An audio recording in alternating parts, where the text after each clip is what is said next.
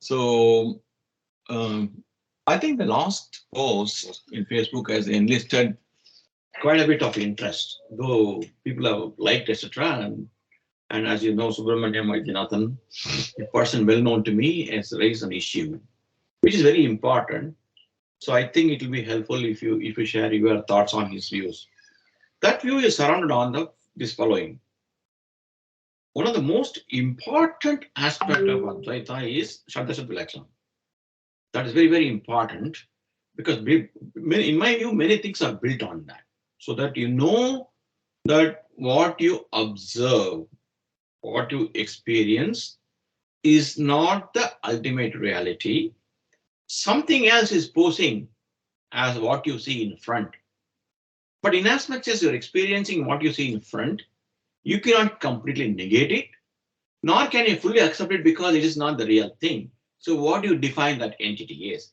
If you ask me, intuitively, it seems to be correct, though I'm very sure that you would always come back and say all experience have to be authenticated by an accepted pramana. So the pramana, only then you can accept an experience. I'm very sure you'll come back and say that, but nevertheless, if you ask me personally, I think Sdasat Vilakshana is a very important and valid concept in Indian metaphysics, and it cannot be dismissed in my view. I also accept that view, frankly speaking, but that apart, my views doesn't matter in this conversation.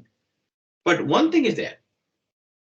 Srimad Acharya has emphatically saying Sdasat Vilakshana Prama Abhavat he has mentioned. It does not exist.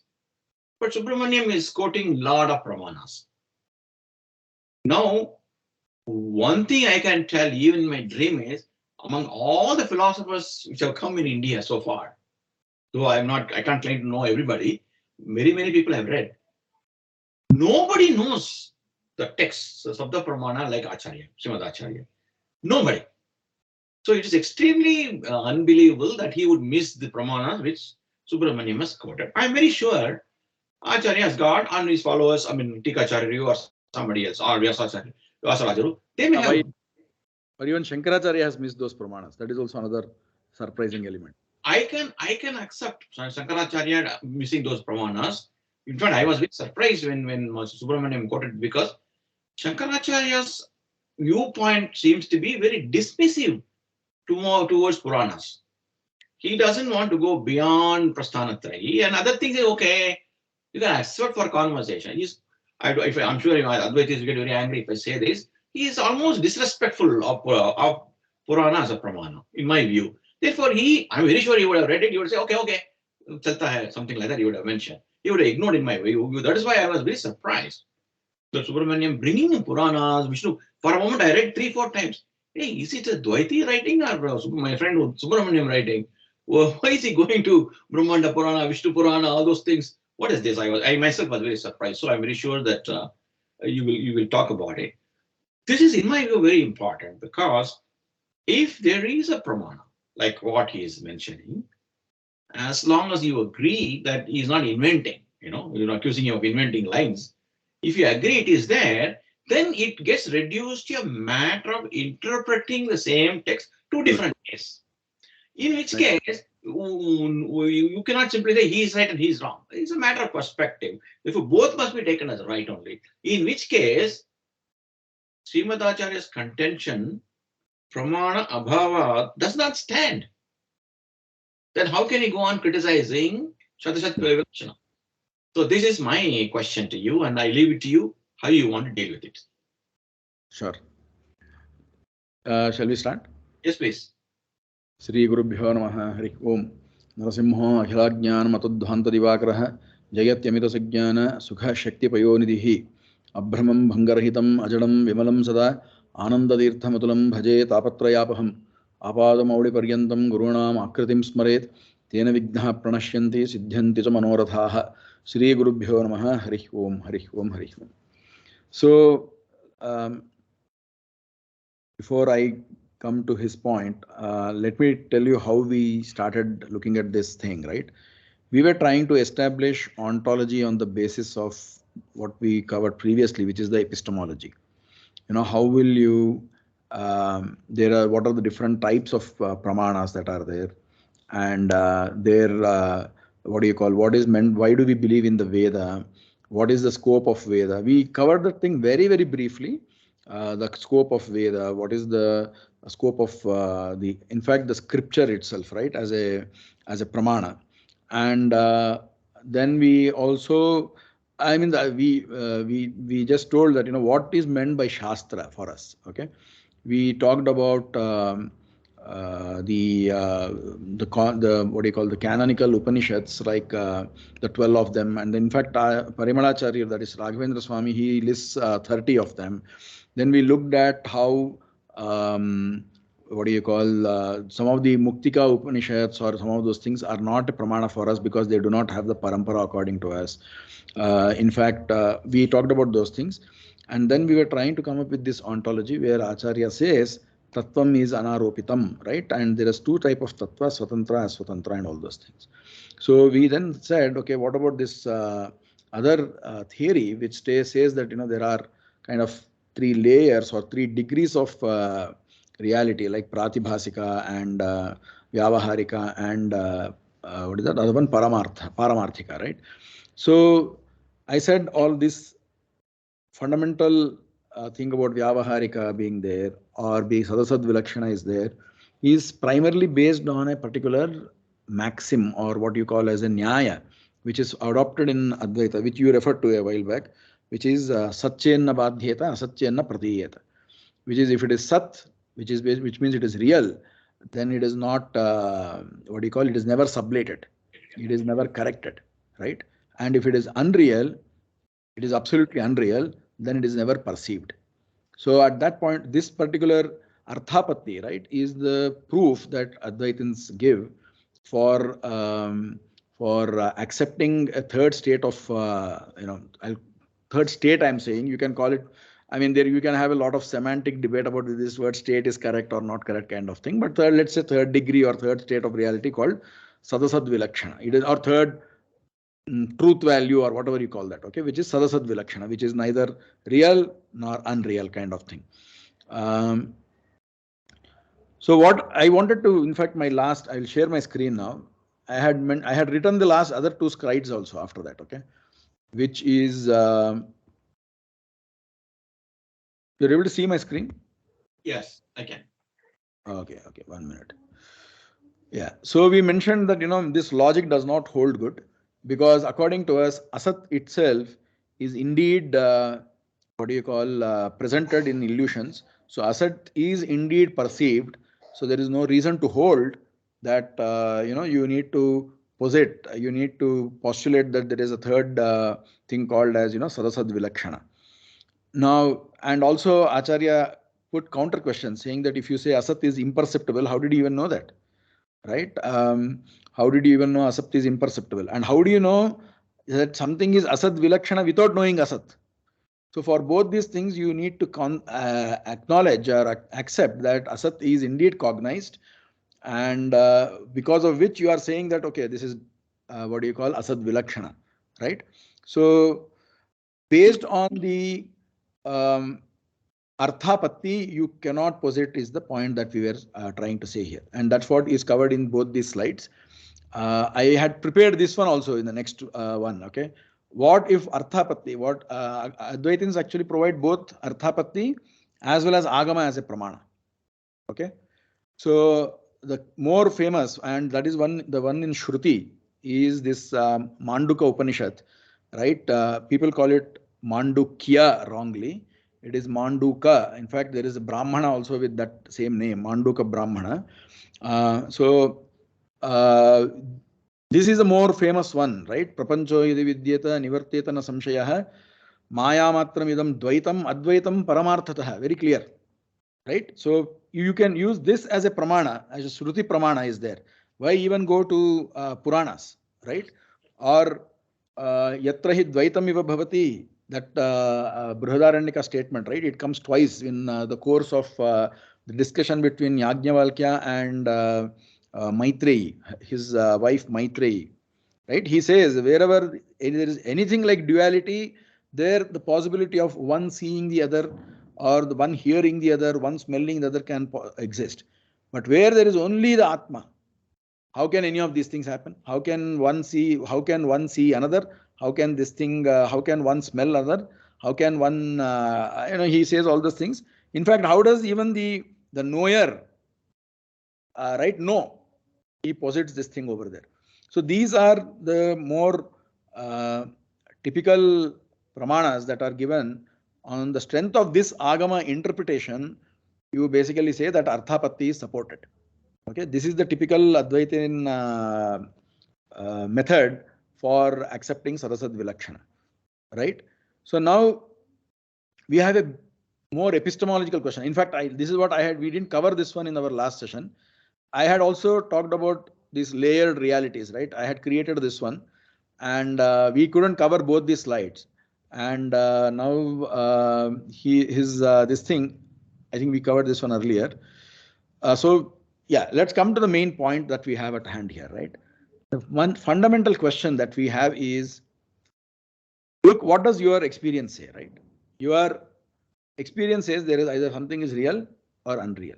If you ignore, right, Advaitha, Shastra, Veda, I mean, if you just ignore them for the moment, it is evident to a layman, right, that there are two things. One is either it is real or unreal. Okay. Even these things, whatever we talk about movies and things like that, there is something which is real and some part which is unreal over there, right? Take your marketing material, right? Or most of the sales thing that happens, right? There is both Satya and Rutam, both are there in that one. Right? So, I mean, it is, we have done that thing, right, in our professional life. So we know that there is something which is true and there is something which is, I mean, at least in the corporate world, which is going to become true, right? Something like that. But yeah. And that is when I'm selling a product. But in case of other sales and things like that, yeah, I mean, there is a little bit of myth. Satya is there and Anruta is also there. The falsehood is also there. In fact, if you remember Bhagavata's 7th skandha, right? Prahlada says these words. I mean, he says that, a Vaishya's work includes, a businessman's work includes both truth and falsehood. That's why a Brahmana should not involve in a business activity at all. Okay, very powerful statement. It is difficult for us to accept in today's world, but that's what Prahlad Raja has advised. And that's what the Smritis also advise. I mean, there is a more social angle for that, us to think on that one. We will not worry about that here. The question is, so you have, if you take your regular universal experience, you have two states. One, something is real or unreal. Even in the illusion, when you come out of that illusion, right? When you say, oh God, I got afraid that it is a snake, but it is not a snake. It is a rope. When you say, you also admit that that snake is false. You don't mix it with any other terms like Sdasat Vilakshana, Anirvachaniya. All those things are, imports from the Advaitic system or the Advaitic way of looking at it. Or even somewhere in Buddha, this thing also, right? The very clear, the universal experience talks about, okay, that one is false. Yeah, it was not there. Wherever it was perceived, there itself it is false, that particular snake. This is therefore, the layman or by first principles, we come to this thing only, that there are two things.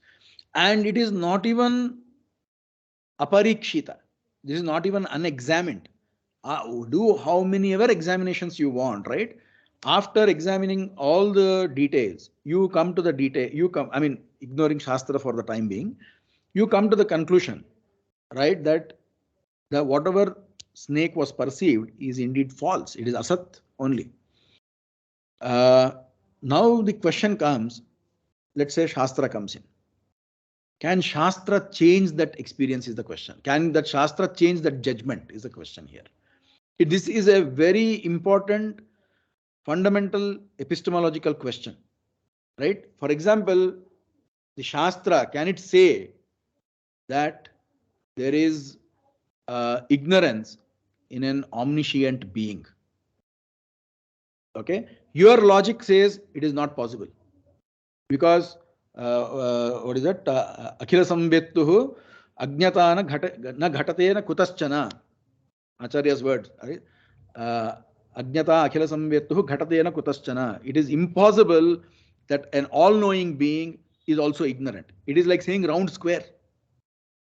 Now will you accept that if a Shastra comes and tells you, given its apaurishayatva, let's say we accept that Shastra is nirdosha.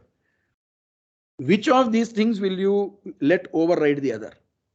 Will you adjust your judgment that Akhila Samvettu, and as completely, fully knowledgeable being, Yas Sarvajna Sarvavita, whom the Shruti has said, one who knows everything, one who knows all details of everything, right? One who, such a person, such a being can ask questions like, is part of the ignorance, is the locus of the ignorance.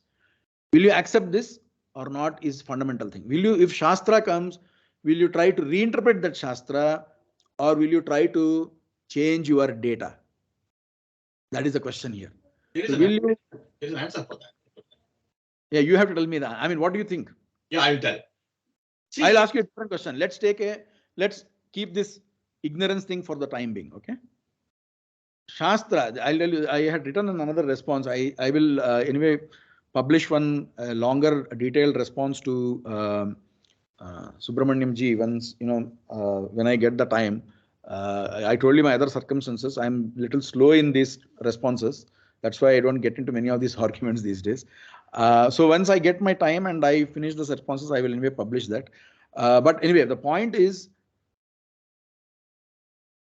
if you say you let the Shastra, this thing override this, okay? Because Shastra is nirdosha.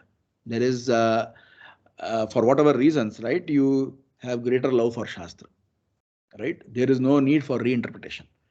If that is a position you take, there are other couple of lines, or not couple, there are many such lines, which are not compatible to our experience. For example, you have this thing called Mrida Bravit. Okay, this is taken up in Shankara's Bhashya also. Okay, it's very common, well-known thing. Mrida Bravit means the mud spoke. Okay, in our experience, at least, mud doesn't speak. Right? I am assuming that much amount of universal experience. If there are some guys with extra intelligence, I do not know, but at least for most of us or the people with universal this thing, Mrudabravit means the mud spoke, and we have not seen any such thing. Now, when Shruti tells you Mrudabravit, right? Will you say there is some different type of mud that can speak? Or will you reinterpret saying that Mrit refers to the Mrit Abhimani Devata, okay, which is the Prithvi Devata who is speaking over there. So both sentient and insentient cannot match. They are Virodha Dharma, right? They are contradictory attributes are there. Only a sentient can speak. Okay, this is one example. Even more relevant example, right? If you see Taittiriya Upanishad, you have Asadva Idamagra Asit. At the beginning, okay, at the Pralaya, there was only Asat. Okay, unreal was there. Tato sad ajayata. I am not getting the right line here, but from that Asat, or from then, Sat was born. Reality was born. Okay, this is one such case. Okay, will you take Shruti on its prima facie value, superficial, whatever meaning is there, and accept it like that, and say, okay, you know what? Shruti is supreme. Our logic, our experience, all have to be adjusted based on Shruti. Will you say like that? Okay. Okay. This is the fundamental question, and there are many such cases. Okay. Yeah, can I answer that? Yeah, go ahead, please. Yes. I think the answer is common for either. It is the locus of ignorance. How can ignorance be located in intelligence? Or Mudha Bravit, how can a mud speak? Or from Asat came Sat. In all those things, the answer is very, very common.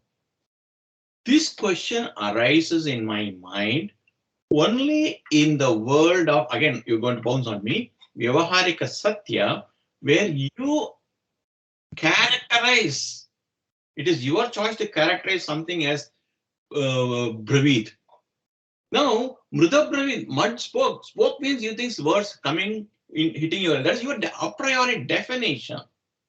Speaking, yeah, mud can speak several different ways.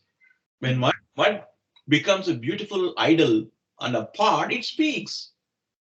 When it grows paddy or wheat or barley, it Sir, speaks. sir, 1 minute, 1 minute. So all what you are saying is what they are all basically you are saying they are all figurative expressions. They are not to be taken literally. It should not be taken based on your a priori definition of what things are. No, no, that's fine. That is fine. But you are still taking a priori. See, before that, right? You said this is all true in your vyavahara, right? Vyavaharika world. Therefore, the question does not come. But basically, look at it, right? We are right now debating whether this vyavaharika paramarthika distinction itself is baseless or with a valid basis. That is That why is I'm saying. That's why I'm saying it is valid it's, because it sorry. I'm only. That's why I'm saying it is very valid. You No, no, say 1 minute. You're presupposing the truth in that separation of what do you call Vyavaharika Paramarthika to give an answer. no. My point is that let's get there. Before we get there, I am concluding. I am not a priori assuming that. I am asking your same question. Is there any sense in this kind of difference? But once you gave the examples, it becomes clearer to me. Yeah, there is a difference because we operate with a specific a priori definitions of what things ought to be and evaluate everything from that. That's precisely Advaitha argument is. no. There is a difference, sir. I think you are confusing a lot of confounding between figurative, literative expressions to what is Paramarthika. See, for example, Mridabravit is not interpreted even in Advaita as some sort of figurative expression coming out of mud. Right, when it becomes an idol, there is some communication happening between me and an idol. Advaita doesn't say those things. Okay, it doesn't get into any of those fantastical fantasy world. They actually tell, even if you look at Shankara's Abhimani Adhikarana, and for, I mean, it is with good sense, okay, that he says this thing, that it is the Abhimani Devata which speaks. In fact, he tells in Gita Bhashya 18th, I think 18th or 17th chapter, most probably 18th, that 1,000 Shrutis cannot make the crow white. Correct. He doesn't tell, in your a priori definition, it is crow is black, none of those things. He admits that, none of them can make crow white. It cannot make fire cold. Okay. And it is, if you do not have that, there is no epistemological basis at all. Right. See, even there, why are you even going to a figurative expression and not the literal expression? Because there is badha here. See, even you are basically going to a different expression where a different world or state or whatever it is, where that expression can be taken as is. Even though it is not really as is, it is, abravit means different, brut means different, or whatever it is. Yeah. So you are basically reinterpreting Shruti to ensure that your anumana or your experience does not fail. Okay. This is very fundamental. What about this other one, right? No. I agree. There can be multiple interpretations. That's why I'm trying to say they're all matter of perspective. Nobody dismisses. I'll ask you a different question. Yeah. Can I interpret Mridabravit, right, as Hitler likes idli? I don't know. Matter of interpretation. I understand the question, so I don't know how to answer this. No, I mean, you are escaping, sir. That is. I'm not escaping. Are you saying Buddha means Hitler? I mean, whatever objection you tell me, I will use the same words, in your a priori definition of this word being this and that word being this, this interpretation doesn't hold. I mean, I can make anything out of any line from there. Mridabravit means, I mean, a square is round. Let me answer slightly differently. I mean, okay. You're right. You cannot interpret as Hitler likes Italy. Perhaps. Let's leave it at that point. Let us spark it there. But when you compare, when I say that the Brahvid does speak as an idol or a part, is precisely what Shankara is saying. When he talks in a general sense, Abhimani Devata is speaking. What does it mean, Abhimani Devata speaking? In terms of being purposeful in communicating, relating something specific to an observer. in it, when the mrida becomes idle, it communicates bhakti. When it becomes pot, it communicates utility. I'll tell you one small thing there. Okay. There is one more line. Yajamano prastaraha. Okay. The blade of grass is the Yajamana. Basically, we'll say the Yajamana in the Yajna, right? I mean, I think you need to have a little more context on this one. In fact, I wanted to cover that before we get into how Dvaita deals with Aham Brahmasmi, Tattvamasi and all those things, which is, how the basics of interpretation. That is why I gave this example saying Rudrabravid cannot mean Hitler likes idli or something like that. Okay. The reason being, at the end of it, we have to respect the language, right? That language means this particular word or this particular suffix, prefix, whatever the structure is there, that has a certain meaning. That meaning is your mukhyartha. That gets more priority than an amukhyartha. For example, when I say Gangayam Ghoshaha, right? It means that there is, or your English example, right? London is on Thames.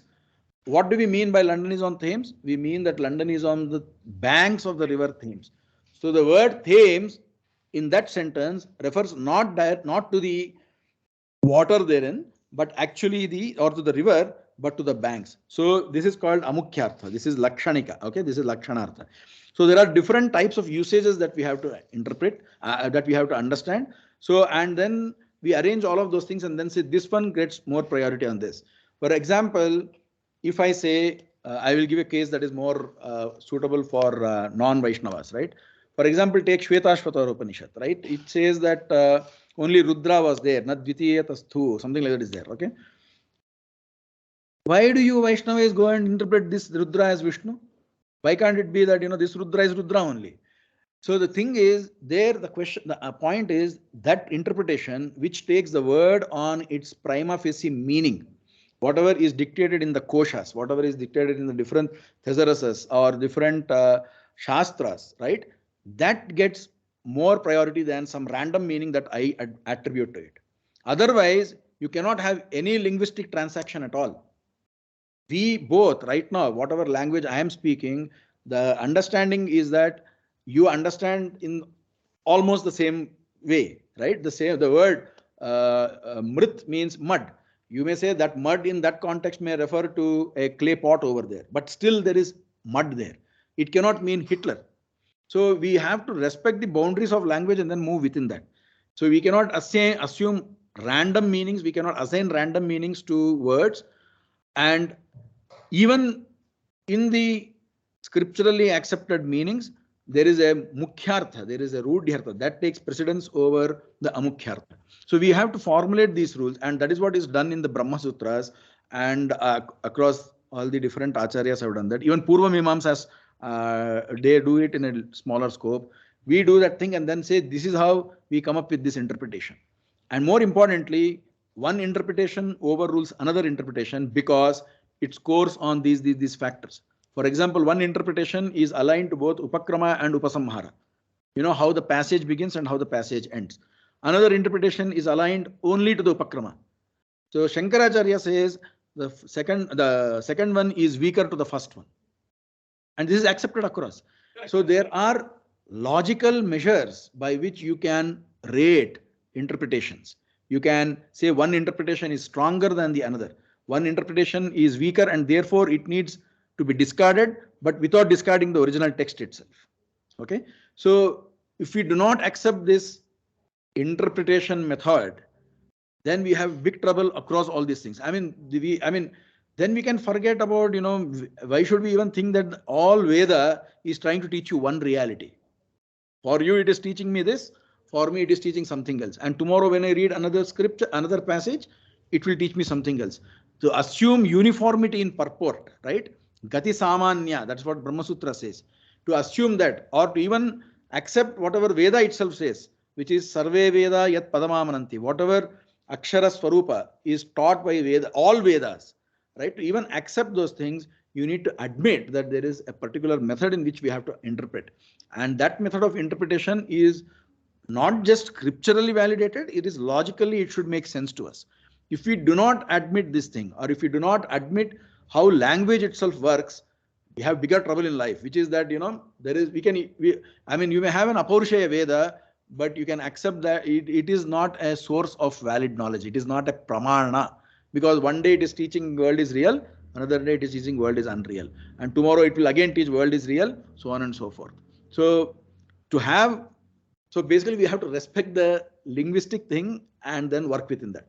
Now this is where neo-Advaitins or people who are not trained into the classical Advaita, this thing, they basically they come up with ad hoc interpretations of this Shruti and things like that.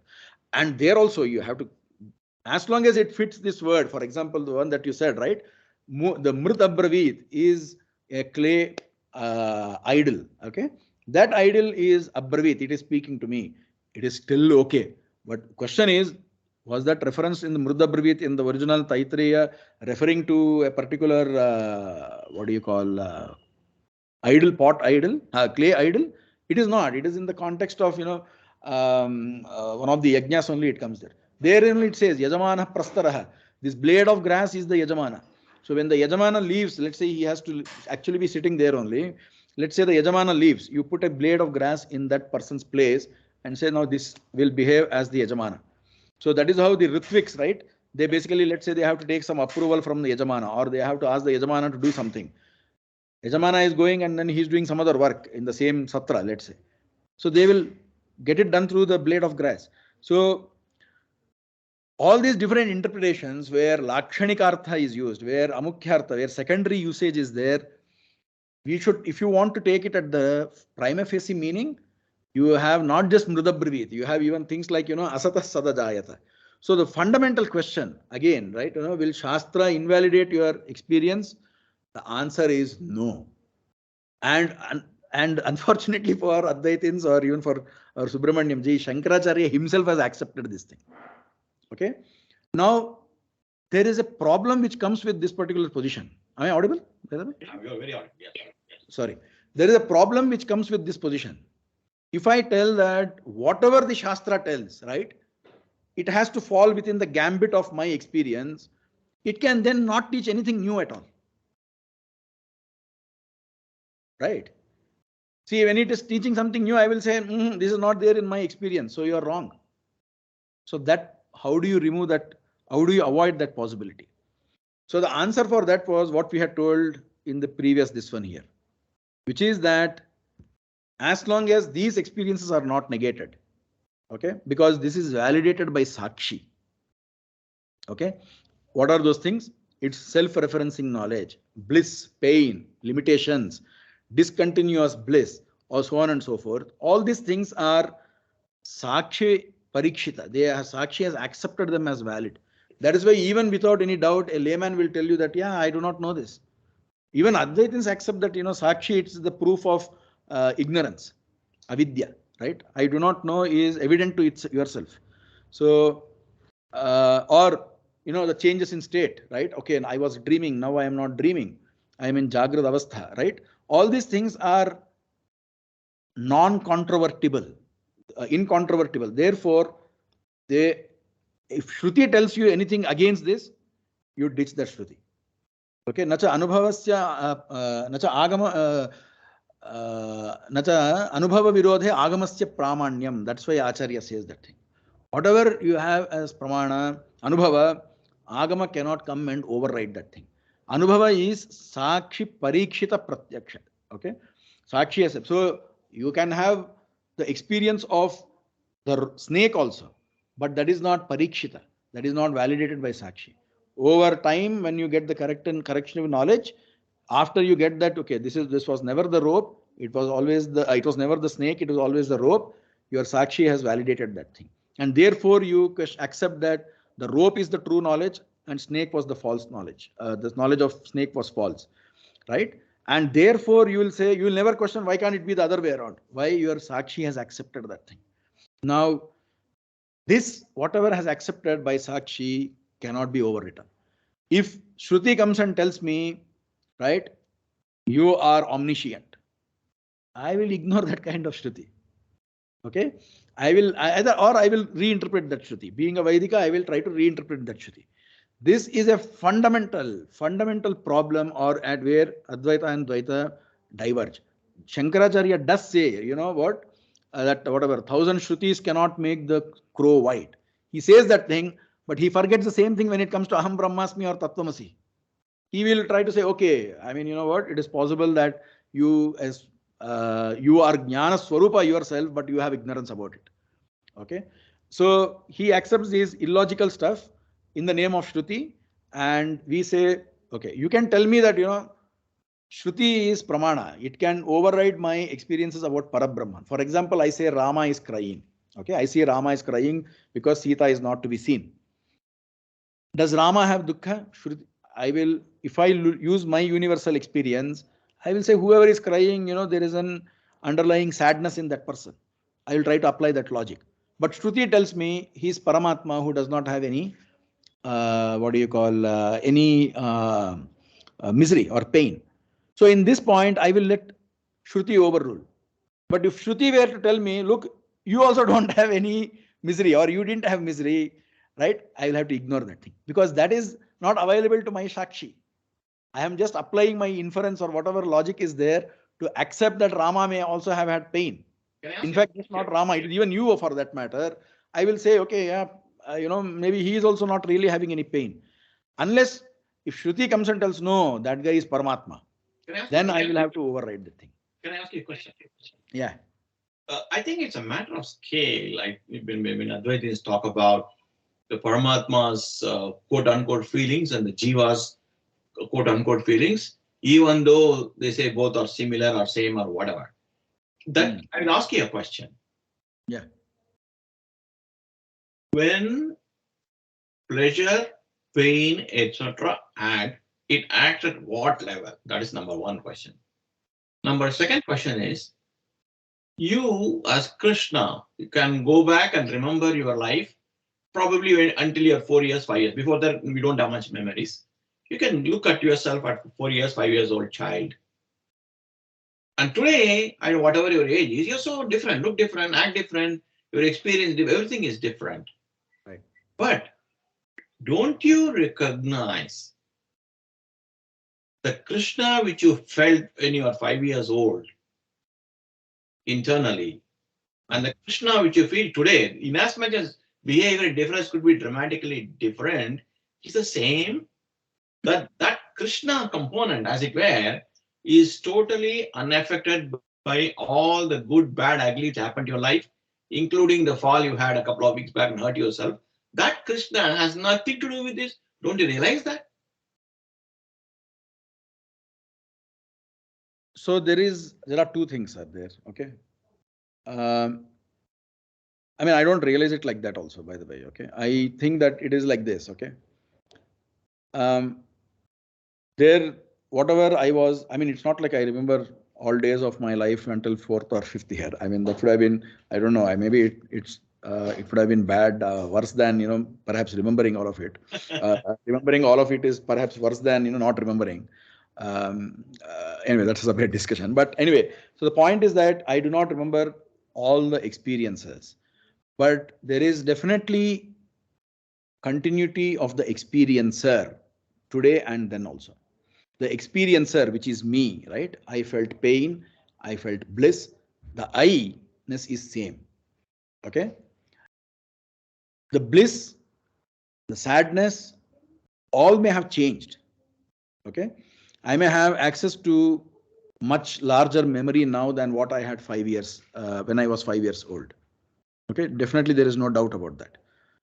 But the experiencer is same. The available experiences keep changing. That is what is told in Gita, second this one, right? Dehinosmin yatha dehe kaumaram yavvanam jara tatha dehantara praptihi dhirastatrana mukhyati. So basically the experiencer has been the same. The I-ness has remained the same. In fact, if you remember, one of the first slides that we talked about is how do we establish that I, right? That I comes from what do you call, that is fundamentally different. There is no change in that particular I-ness across the different experiences. These, the experiences themselves are impermanent. Matra sparshasta kaunteya sitoshna sukadukhadaha agama apayinaha. They come and they go. Okay. So it is no doubt that the experiences come and go. That doesn't make them false. Okay. And the experiencer is same across all these things. Correct. But it is also incorrect to say the experiencer is unaffected. If the experiencer were so really unaffected, why will I even try to seek pleasure and avoid pain? The experiencer is in fact affected. The experiencer is not changing essentially.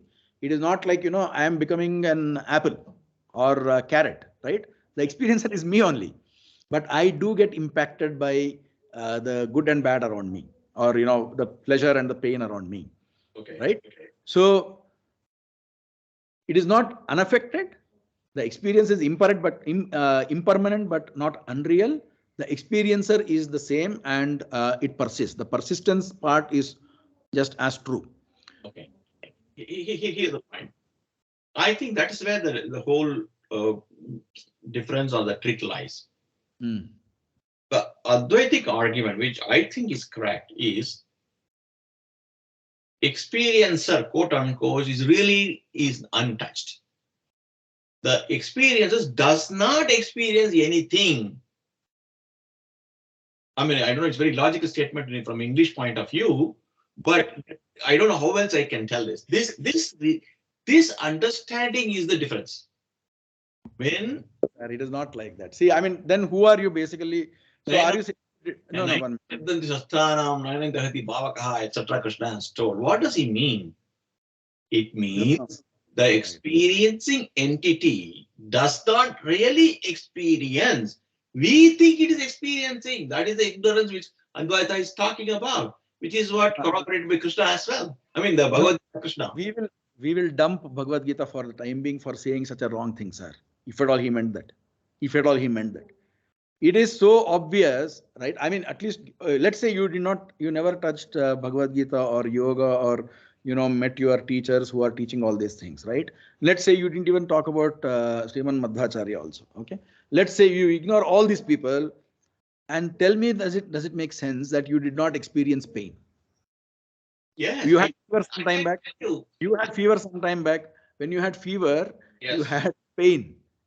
Did you experience it or not? I did not experience. I experienced that, and there is an entity in me which thinks there is pain, pleasure, as well as fever, etc. But I am not that entity. That is the experience I have. So you are saying there is something else which is thinking that there is a fever and pain. Correct. You did not. Then why do you take medicines then? Because the other entity which is going through this requires, not me. Why do you care about that, sir? Okay, for me, do you experience care for that other entity? To be very honest, I don't care, but I feel trapped. Oh, okay. So this you feel trapped is the experience that you have had, right? Correct. I cannot end that. No, 1 minute. So there are two entities according to you. One which is experiencing pain, and another one which does not experience anything at all. Correct. Which of these two entities is experiencing the trapping part? What was the question? Sorry. You said there is another entity which is experiencing the pain. Correct. And you are not that. No. So there are two entities, one which is experiencing pain, another one which is not. Correct. Later you said, but then I asked, why do you take your medicine? Because you said this other entity. I mean, please look at my fingers, right? I mean, sorry to do it like this. But you said this other entity experiences pain, and that's why you took medicine. Other entity took medicine. You did not take medicine? When I'm not experiencing pain, where am I going to take medicine? The entity thinks it's pain, it's got fever, gets the medicine. And I'm just observing all those things unaffected. That is the real I. So you are saying there are two, you experience duality in yourself is what you are saying basically. Split personality, as it were. if that is the language, nearest word I can come is split personality. That is the essence. That is what you have to take the notion. That's what I'm trying to say. Krishna, who felt a 5-year-old Krishna Kadri, is same as now continuity that you also agree. But the difference is, I am saying that Krishna of the Krishna has not experienced anything Krishna Kadri has experienced. That's what I'm trying to say. That is the argument of Advaita. I mean, it seems to be valid to me. No, sir. But before, let's say you didn't meet Advaita or Dvaita or any of these things. That's How what do you think a layman will, or the most? I mean, layman doesn't mean unintelligent people or anything like that. Let's take, other intelligent people who are not affected by any of these philosophies, right? How do you think they will deal with this? Do you think they think pain is experienced by them or by somebody else whom they are observing? No. I mean, that is a very loaded question because Okay. unless you come, Hmm. I don't want to say high or low, I will simply say, unless you come to a thinking state of this kind of thinking, all other people will start coalescing the true identity which does not experience with the identity which experiences as one and same. So why No, will sir. they ask like this? They No, won't no, ask. one. Your question again presupposes Advaitic influence, right? I am trying to see. We are trying to understand our philosophy from first principle and from universal this thing, right? If you allow me this kind of some theory has come and then kind of modified my this thing. We could even go with what is that guy's name? Sigmund Freud also. Okay, so or there could be any other. In fact, there is very nice book by Douglas Adams. Okay, it is called Hitchhiker's Guide to Galaxy. Or he wrote another book where there is one. The world becomes real at one point and then becomes unreal and then again becomes real as it passes through the different axes kind of thing. We could accept any such theory also. I mean, however fantastical it may look, it is absolutely not aligned to your experience. So my question is, look at your own world reality around you or the world, whatever is there. Do you think other people will be able to say, okay, I am not experiencing the pain. There is another entity which is experiencing pain and that needs medicine. Correct. Nobody will say that. Very few will say that. Very few, people who are not impacted by Advaita or Dvaitas or whatever, whichever, the scripture at all. What do you think? Honestly, I cannot answer this because. Come on, you know it before you met. For example, you had your first Advaiting brush in like 20 years when you were 20 years of age or whatever, right? 17 years, let's say. Before that, would you have accepted this? It is very evident, sir. See, this is where Acharya also says this thing. Okay, by the way, Advaitins deny pleasure and pain as an experience kind of thing. Okay, some of them do that. Thankfully, Shankaracharya doesn't do that. Okay, he is not.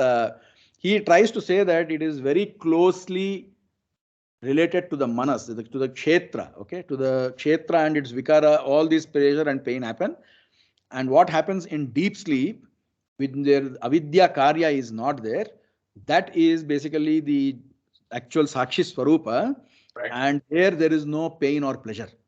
Right. But that is also false because we do when we get up, there is the judgment of not just ignorant, but Right. also of extreme bliss in sushupti, in Correct. deep sleep.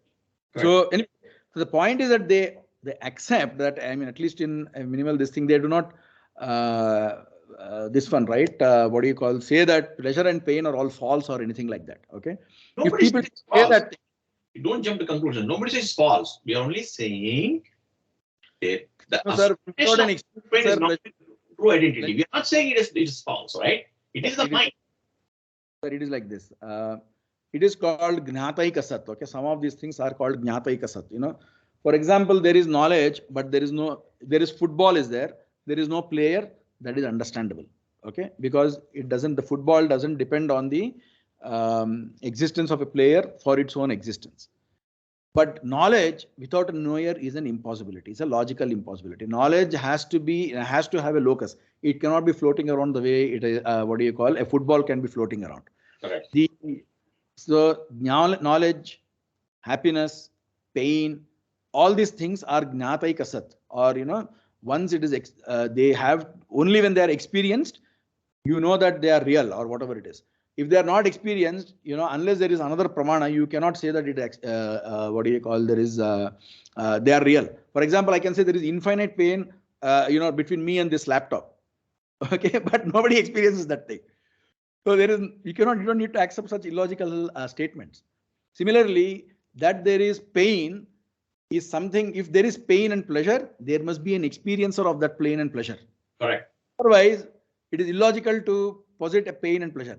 So the moment you say it is there, but I am not that experience, at least you admit that there is another experiencer who is having them. Yep. Right? When Right. if you admit that there is another experiencer who relates to that pain and pleasure, our case is still made.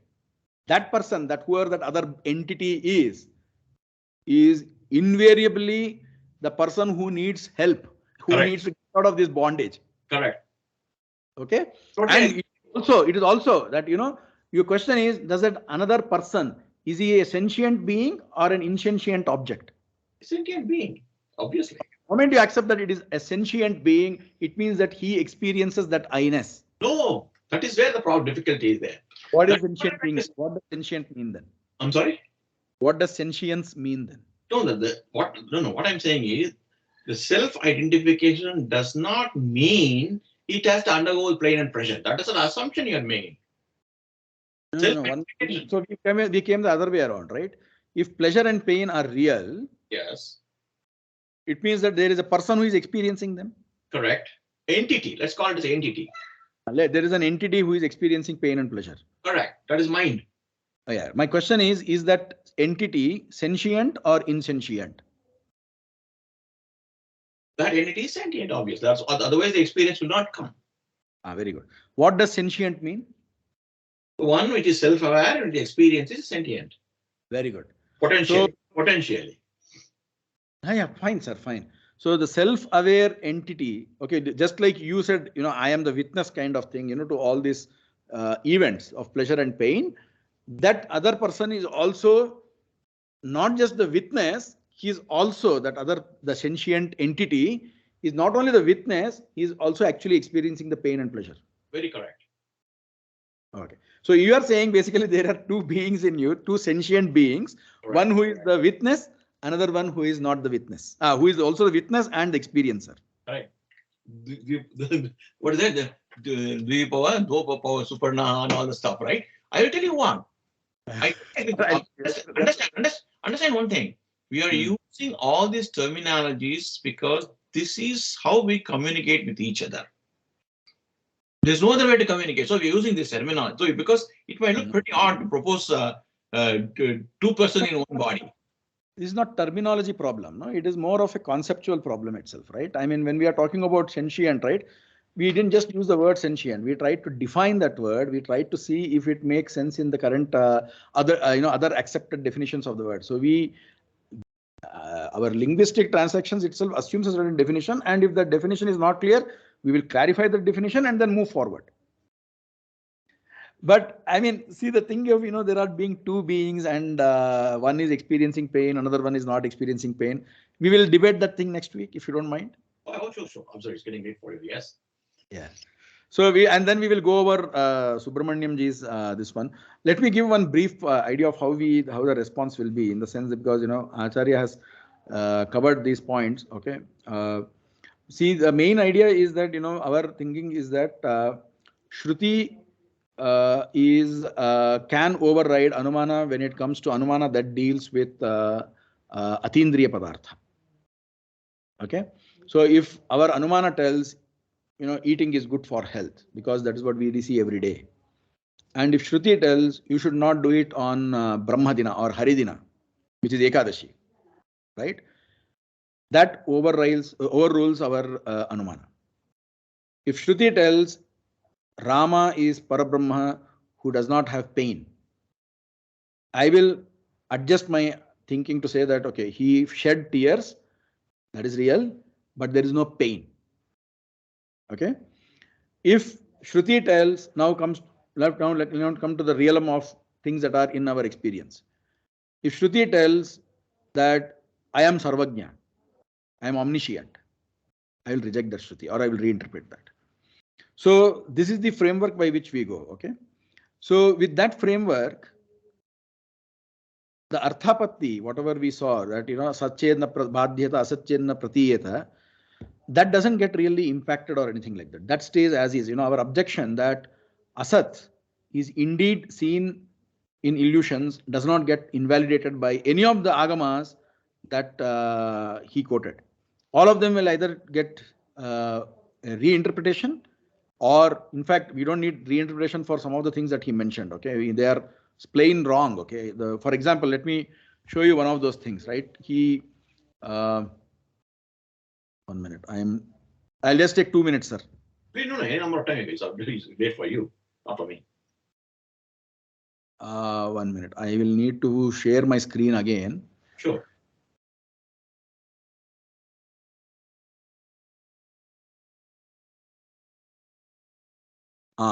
See here. So there is a more fundamental. 1 minute.